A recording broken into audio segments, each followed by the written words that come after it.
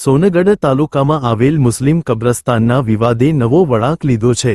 મામલેદાર કચેરી ખાતે આગામી તારીખ 5 માર્ચના રોજ બંને મુસ્લિમ જૂથો વચ્ચે સુનાવણી યોજવાની હતી, પરંતુ તે પહેલા જ અજાણ્યા તત્વો દ્વારા કબ્રસ્તાનમાં આવેલ પવિત્ર દરગાહની ગ્રીલ તોડી પાડી નુકસાન પહોંચાડતા સુન્ની મુસ્લિમ સમાજની લાગણી દુભાઈ છે।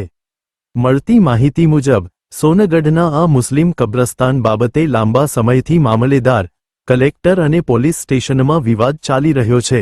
વહીવટી તંત્ર દ્વારા આ મામલે શાંતિપૂર્ણ ઉકેલ લાવવા માટે 5 માર્ચના રોજ સુનાવણી નક્કી કરવામાં આવી હતી। જો કે કાયદાકીય પ્રક્રિયા પૂર્ણ થાય તે પહેલા જ ગત રાત્રે અથવા સમય મુજબ અસામાજિક તત્વોએ દરગાહમાં તોડફોડ કરી કાયદો હાથમાં લીધો છે। સુન્ની પક્ષકારના આગેવાનોએ આક્ષેપ કર્યો છે કે જ્યારે મામલો વહીવટી તંત્ર સમક્ષ વિચારણા હેઠળ છે, ત્યારે જાણીબૂજીને ધાર્મિક લાગણી દુભાવવા અને અશાંતિ ફેલાવવાના હેતુથી આ તોડફોડ કરવામાં આવી છે। આ કૃત્ય કરનાર સામે કડકમાં કડક આ ઘટનાને પગલે સુન્ની સમાજના અગ્રણીઓએ સોનગઢ પોલીસ સ્ટેશન અને કલેક્ટર કચેરીમાં લેખિત અરજી આપી ન્યાયની માંગ કરી છે। સમાજના લોકોએ મામલેદાર સાહેબને પણ વિનંતી કરી છે કે આ ગંભીર ઘટનાની નોંધ લઈને યોગ્ય પગલાં ભરે।